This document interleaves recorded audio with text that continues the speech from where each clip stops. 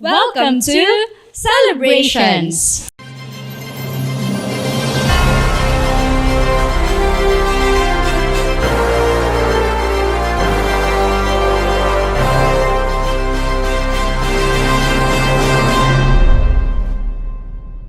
Good evening, dear viewers. Let us continue to give our praise, love, and gratitude to our Lord for giving us this another fantastic day. Yes, so how are you tonight, Ma'am Rose? Mabuting-mabuti naman ang Emmy Jane. Actually, hindi na nga ako makapaghintay na marinig yung topic natin ngayong gabi. Yan, pareha tayo. Ako rin na-excite na marinig ang ating message. So, to begin tonight's episode, let's have a bit of information about our topic. According to some experts, spending time with our loved ones, family and friends alike, can greatly reduce stress and anxiety, lower blood pressure, and even improve our cardiovascular health. Kaya naman, let's always give love, love, love para syempre magkaroon tayo ng happy and healthy life.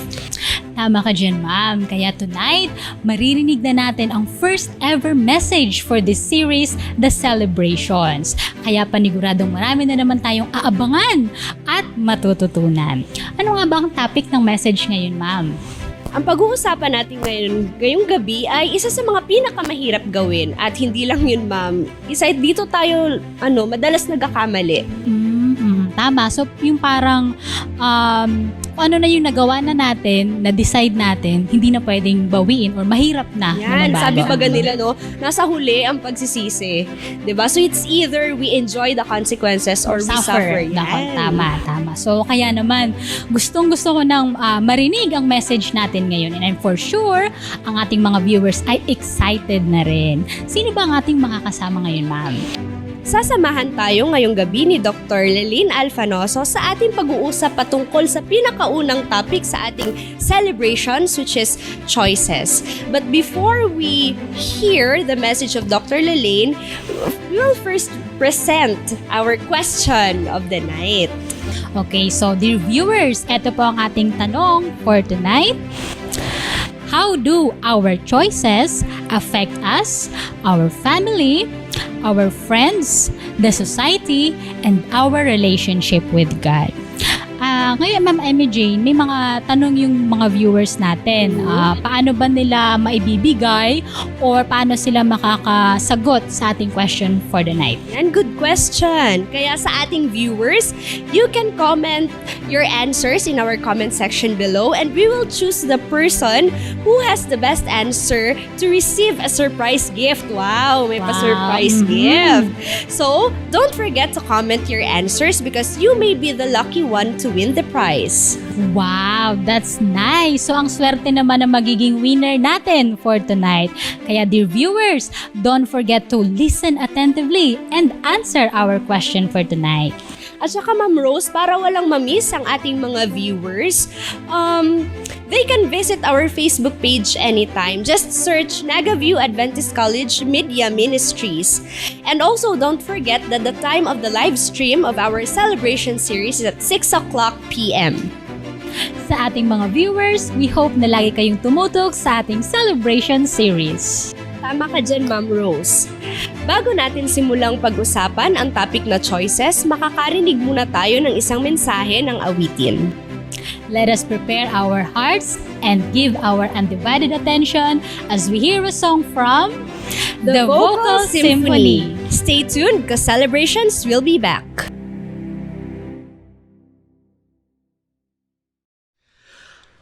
I'll walk with God from this day on. His helping hand I lean upon. This is my prayer, my humble plea. May the Lord be ever with me.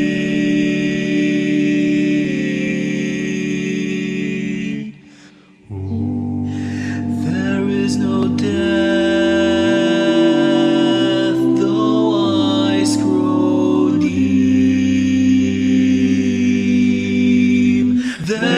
is no fear when I'm near to Him. I lean on Him forever, and He'll forsake me never. I know that He will not fail me as long as my faith is strong. Is strong.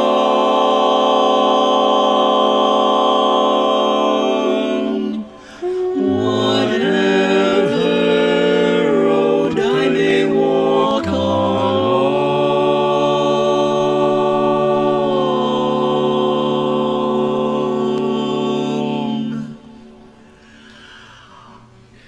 I'll walk with God, I'll take His hand. I'll talk with God, He'll understand. I'll pray to Him each day, to Him, and He'll hear the words that I say. His hand will guide my throne and rod, and I'll never walk alone while I walk with God, while I walk with God. Thank you for that wonderful message in song. Our speaker for tonight is a well-known health advocate. Naging speaker na rin natin siya sa mga nakaraang online series. Tama sa Salud Bicolanos. Our speaker for tonight is none other than Dr. Lalaine Alfanoso, Director of Health Ministries Department of Southern Asia Pacific Division. Let's give her the time and may we all be blessed by her message. Good evening po sa inyong lahat, especially to our televiewers and watchers over the different social media platform. This evening, we will be talking about the first letter of the word celebrations. At yun po ay ang katagang choice or ang pagpili. Yes, ang mga decision natin sa buhay, nagsisimula yan from, waking up and all throughout the day. Yung ako, like for example, just this morning, pag-hit ng 5 ng morning, nag-beep na yung aking alarm clock. And then, gusto kong mag-exercise. I already planned to do my exercise, the following day. But then, when I woke up this morning, parang ang lamig-lamig. So I said, I really just wanted to lie and, and go ahead and sleep. Pero, nung iniisip ko, kailangan ko mag-exercise. Kasi, alam niyo, pag hindi ako nag-exercise, I tend to be sleepy, slouchy, And so, ang napili ko ay to exercise, So there are a lot of choices going on in our mind, Yung iba, do I have to walk, just walk? Halimbawa, dito sa Southern Asia Pacific Division, our houses is just behind, our office. So ang iba nagmumotor, lalakad, ako naglalakad, yung iba nagde-drive, Then ang mga choices na iniisip natin is ano ba ang isusuot natin, Mag-skirt ba, magsasabad dress ba, Or ano ba ang lulutuin natin? Usually yung mga nanay tahanan, yun ang iniisip, mag-aadobo ba ako or plain na gulay, mag-chop soy, But those that I've mentioned are, petty major choices. Sabi nga nung isang beauty queen, major choices. And Yung isa sa major choices, ano ba ang career? Yung mga dalagi dyan, no? Sino ba ang aking sasagutin? O sino ba ang aking pakasalan? Ano bang trabaho ang aking gagawin? Magtitinda na lang ba ako? No? Or magbi-business? O papasok as an office worker? Or ipagpapatuloy ko ba ang aking paninigarilyo? No? Or ang aking pagkain ng mga junk foods, ng matatabang mga pagkain? At marami pang iba, no? Choice is one vital part of our everyday existence. Pag hindi tayo maingat sa ating pagpili, sa ating choice, it will determine our future. No? Now, one story that I would like to relate to you that happened 100 years ago ay tungkol po sa dalawang team leaders na nagko-compete kung sino ang makakarating na una sa South Pole. No, ito ay isang malawakang expedition. Ang pangalan ng isa ay si Roald Amundsen at ang pangalawa ay si Robert Falcon Scott. Meron po silang iba't ibang mga strategiya kung paano makakarating sa destinasyon, no? They have different choices, no? And different options of what strategy ang kanilang gagawin, no? So kasama na diyan ang kanilang mga kasuotan, no? The clothing to wear, the food that they will eat, and most especially the mode of transportation. Ano po ang kanilang sasakyan? Now si Roald Amundsen is a Norwegian explorer. And pinagplanuhan niya ng maigi ang kanyang strategy at naisipan niya na ang kanilang tatahakin ay mga snow or yelo at ang masusing pagpipili kung ano ang mode ng transportation ang magiging sikreto ng kanyang tagumpay. Kaya nga, pinili ni Oswald ang mga snow dogs na ito ay bihasang-bihasa sa snow. Although maliit at kumpara sa ibang mga hayop, di ba? Maliit na maliit ito. Pero ang kanilang mga senses, ang sniffing ability, ang kanilang likas na speed sa pagtakbo ay talagang subok na, no?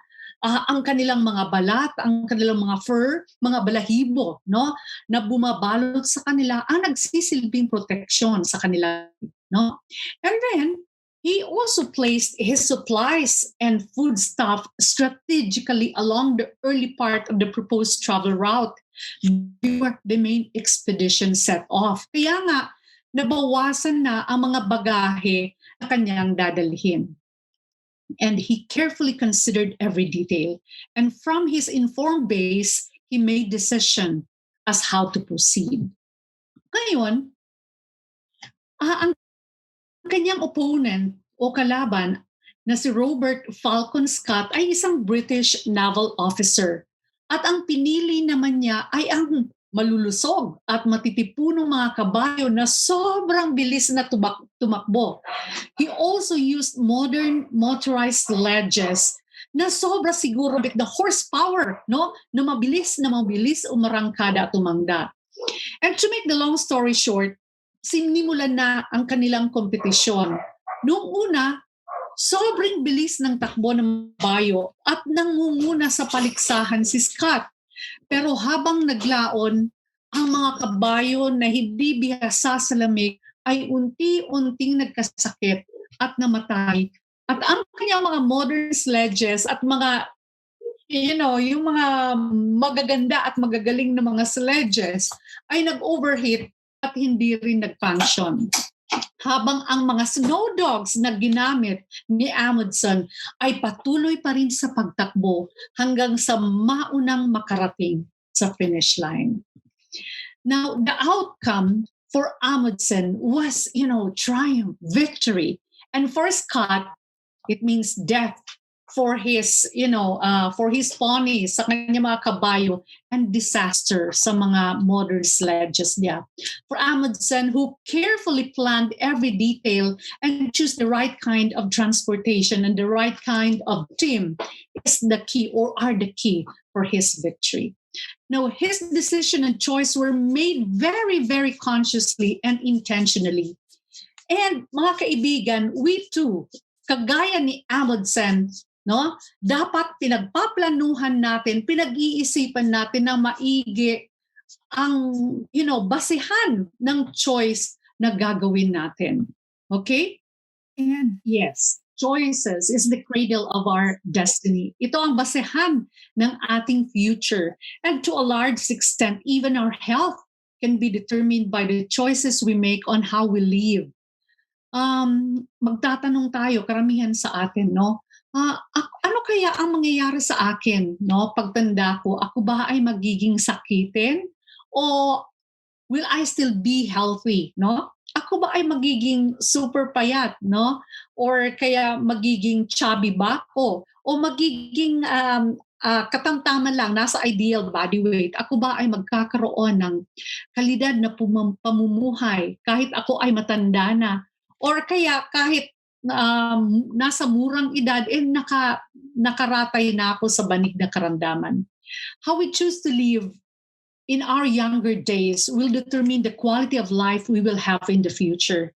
And how we care for the gift of our health influences the expression of our genetic capacities, which means, mga kapatid, no, mga listeners, na ang choices na ating mga gagawin, no, ang mga pamumuhay na ating ginagawa ay maiimpluwensyahan kung ano ang magiging kalagayan ng ating mga genes.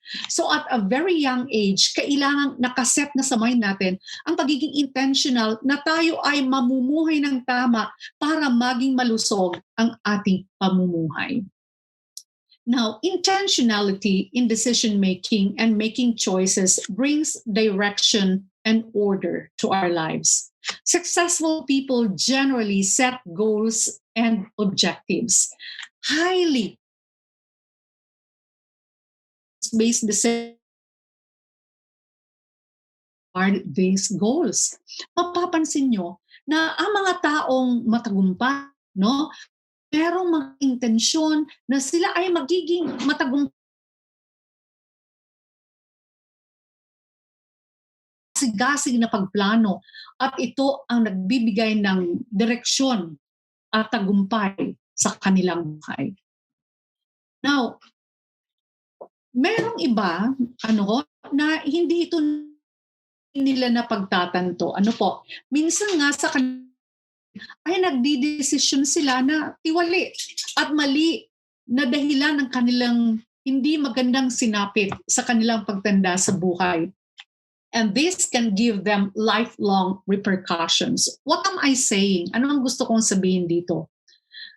Ngayon, sa kapanahunan ngayon, ang epidemya or the epidemic, no, ng mga kabataan na ang tawag ay obesity. There is an ongoing epidemic, no, at this very moment. And this is what we call obesity in children. Meaning, sobrang taba sa kabataan or kahit na sa mga maliliit na mga bata na nadadala nila sa kanilang pagtanda. At ito ang mitsa ng kanilang pagkakaroon ng diabetes, ng heart disease at iba't ibang uri ng sakit. Yung maagang pakikipagtalik ng ating mga kabataan na sanhi ng teenage pregnancy.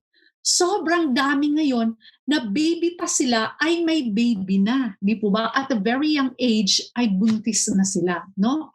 Yung may mga mental health issues sa mga kabataan dahilan sa poor parenting style o sa sobrang leniency ng mga magulang sa paggamit ng telebisyon, ng mga gadgets na sanhi ng pagkakalulong, addiction sa pornography or gadget addiction o minsan ay problema sa kanilang kaisipan, no? Ang pagkalulong ng ating mga kabataan sa fast food, no? Yung pagkain ng french fries, ng burgers, ng cakes, pastries, junk foods, ito ang mga tinatawag na caloric time bomb which cause yung maagang pagkakaroon ng mga sakit. Now, we have a free will to choose and we thank God for the power of choice and the choices that we do almost every day, every minute of our lives is made and done in our brain, specifically frontal lobe. And here in the frontal lobe is where the executive function happens. Dito nangyayari ang collection of cognitive skills, including the capacity to plan, to organize, to initiate, to self-monitor, and to control one's responses in order to achieve a goal. No, this is where reasoning, judgment take place, and most importantly, this is where the Lord is communicating with you and me. That's why it's very, very important that we have to keep this clean and pure. But then, this, however, will not function effectively if you will not perform good choices. Kaya nga, pag naririnig nyo na yung sa English sinasabing still small voice, no? That tells you to do the right thing, follow it, choose it, para you will be directed to the right path. Now,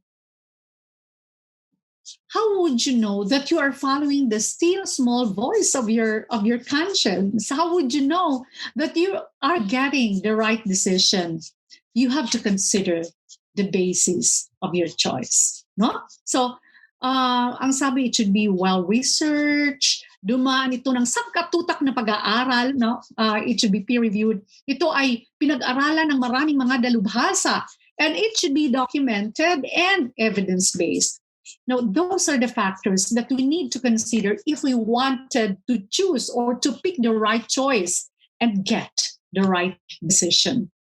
Now, in deciding for us having and achieving good health, kailangan na piliin natin ang tama, ang wasto, at healthy na lifestyle.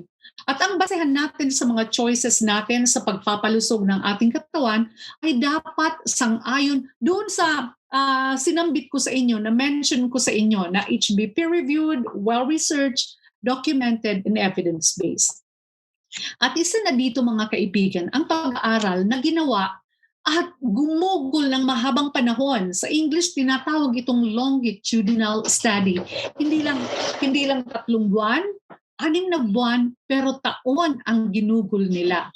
And this certain study na pag-uusapan natin, gumugol sila ng 12 years. No? At ang longitudinal study ito ay ginawa noong taong 1972 ng 2 scientists na ang pangalan ay si Dr. Nedra Belloc at si Dr. Lester Breslow ng US Department of Health sa Berkeley, California. Ang mga respondents o target population, yung kanilang mga pinag-aralan ay 6,928 na adult residents ng Alameda Country doon sa California. Ang longitudinal research na ito ay nagpakita ng isang very, very convincing answer on lifestyle habits that promote longevity and good health.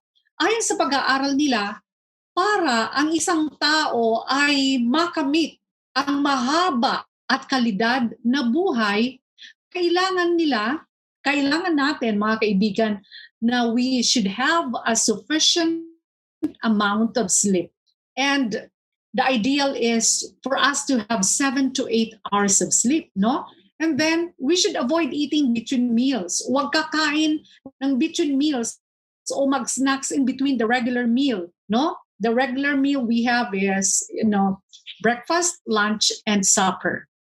So you have to take note. Ngayon, karamihan sa atin, majority of us, ay kumakain ng snacks, no? If you want to achieve good health, we should avoid snacking. Number 3, eat a nutritious daily breakfast. Madami ngunit nutritious na pagkain. And we should maintain the recommended weight for one's height, bones. We should have a regular exercise regimen. Kailangan na mag-ehersisyo tayo. Number 6, we should avoid use of tobacco, or better yet, huwag maninigarilyo. And then, we should reduce the use of alcoholic beverages, no? Sa mga kababayan natin, mga televiewers na umiinom ng alak, no, you have to reduce the use of alcoholic beverages. But if you would ask me as a health educator, I would say don't drink alcoholic beverages.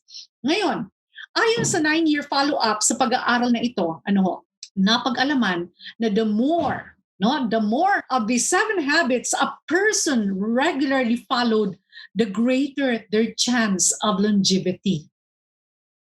Kung sinusunod o sumunod ka sa mga karamihan ng mga basehan na ito o sa yung mga recommendations na sinabi ko sa inyo, mas malaki ang chances, mas malaki ang opportunity na ikaw ay magkakaroon ng mahaba at kalidad na buhay kumpara doon sa 1, 2 o 3 lang ang mga recommendations ang ginagawa, no? Marami sa kanila ang namatay agad. Of the group following all 7 habits, only 5.5% of men and 5.3% of women died before the end of the 9-year period. Whereas in the group that followed only 3 of the 7 habits, 20% of the men and 12.3% of the women died.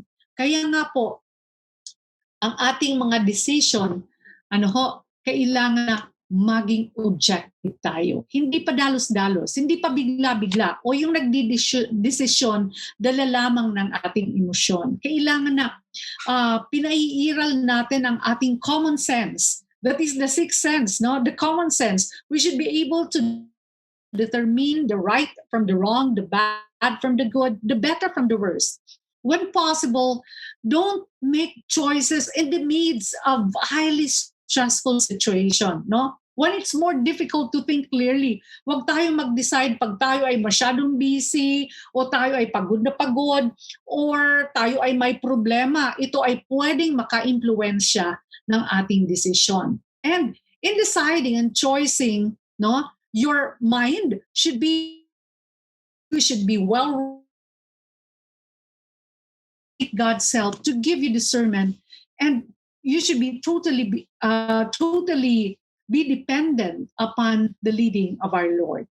And then watch out for the distortion your emotional state can bring to decision making. Our choices should not be motivated with our emotions, with our anger, with hatred, with jealousy, with greed, and with political favors, no?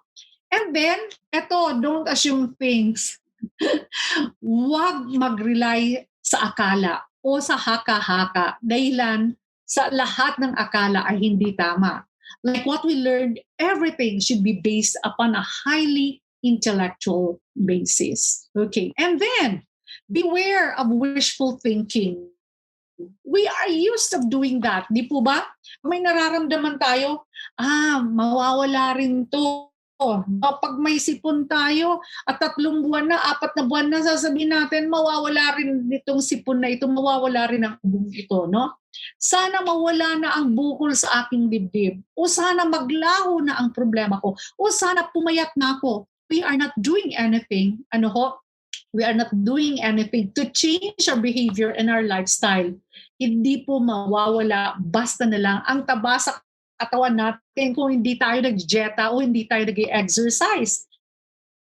Hindi karaka-raka na magiging healthy ang pangangatawan natin kung hindi naman tayo nagpa-practice ng healthy lifestyle. Lahat ay dapat pagtrabahuhan at hindi makukuha ito sa wishful thinking, no?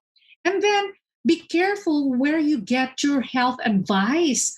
Huwag magpapaniwala sa mga naririnig sa ibang tao na hindi naman qualified, hindi credible. Huwag maniniwala agad sa mga naririnig sa radyo, nakikita sa television o kaya sa internet na hindi reliable, no? Hindi lahat na nakikita o naririnig o nahanap sa internet ay pwedeng paniwalaan. Ibalanse po natin, timbangin po natin at alamin kung ito ba ay galing sa reliable source. And then trust in intelligence. Ang tao ay binigyan ng Diyos ng napakataas ng intelligent quotient, no? At dapat pairalin natin ito. And seeking guidance and inspiration from the Lord is the best, no?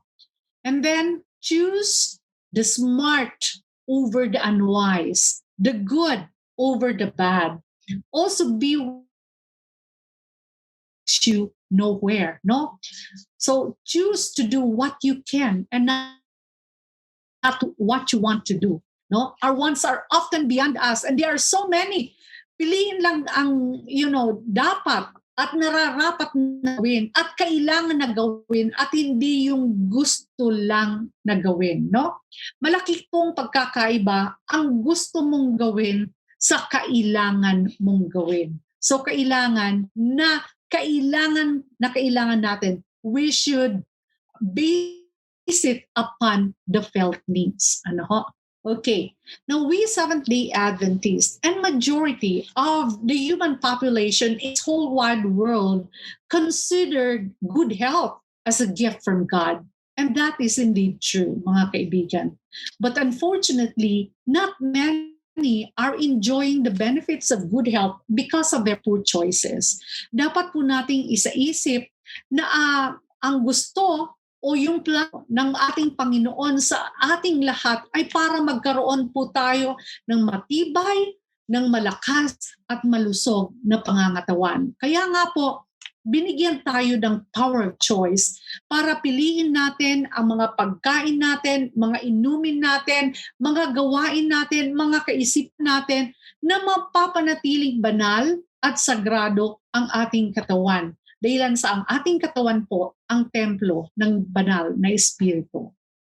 Dinadalangin ko po, mga kaibigan, na sa pagtahak natin sa ating mundong kinagalawan, piliin natin ang tama, piliin natin ang wasto, no? Yung mga pamumuhay na magbibigay sa atin ng buhay na matiwasay, buhay na kalidad, malusog, at mahabang panahon na paglagi sa mundong ibabaw na ito. Sa gayon, mga kaibigan, tayo po ay makakapiling ang ating pamilya na masayang-masaya, hindi pa bigat, ngunit nag-i-enjoy natin ang togetherness, family togetherness, bawat segundo, bawat minuto at oras, dahilan sabay mabuti tayong pangangatuan at tumpak ang ating kalusugan. So what choices am I making? Consciously or unconsciously, that are not based on evidence? How do these choices affect my use of time, my health, my relationship at work, at home, or with God? What are my reasons for making these choices? Those things, mga kaibigan, mga televiewers, should be considered every time we make some choices. For me, ako po, at ang aking pamilya, we choose to be healthy, to stay healthy until the end of our life. Kayo mga kaibigan, ano ang pipiliin niyo? Maging malusog o maging sakitin? The choice is yours. Maraming salamat po. Shall we pray? Amang banal na nasa kalangitan, maraming salamat po sa magandang aral na aming natutunan na dapat mas lalong pag-ibayuhin ang aming power of choice, na dapat gamitin namin ito sa tamang kaparaan para lumago ang aming pangangatawan at ang aming kalusugan at para sa iyong ikalalwa. Ito po ang aking dalangin sa pangalan ni Jesus. Amen. Thank you so much, Dr. Lalaine. First topic pa lang natin pero talagang kaabang-abang na ang mga susunod na episodes. Tama ka dyan, Ma'am MJ. Very relevant at important talaga ang topic natin ngayong gabi about choices. Kaya nawa, lahat ng ating mga viewers ngayong gabi ay na-bless at natulungan natin sa kanilang pagdi-decide at pagpili ng tamang choices. We would like to express again our gratitude to Dr. Lalaine Alfanoso for giving us a very inspiring and transformative message na talaga namang bumusog sa ating lahat. Kaya Kaya naman sa ating mga viewers, kung gusto nyo laging mabless sa ating mga healthy and heavenly messages, tumutok lang dito sa ating series na Celebration Gabi-Gabi. And if you missed some of our episodes, just visit our Facebook page, Nagaview Adventist College Media Ministries. You can also watch our other series, Salud Bicolanos, The Cure for Next Pandemic, and Life After Loss. And if you are at home and you want to spend Sabbath online, you may watch church worship live streams every Friday night and Saturday morning. So, don't forget to follow, like, and subscribe to our YouTube channel and Facebook page, Nagaview Adventist College Media Ministries. Magsama-sama po ulit tayo bukas. I'm Rosan Montealegre. And I am Emmy Jane Patricia Brofas. And, And this this is Celebrations!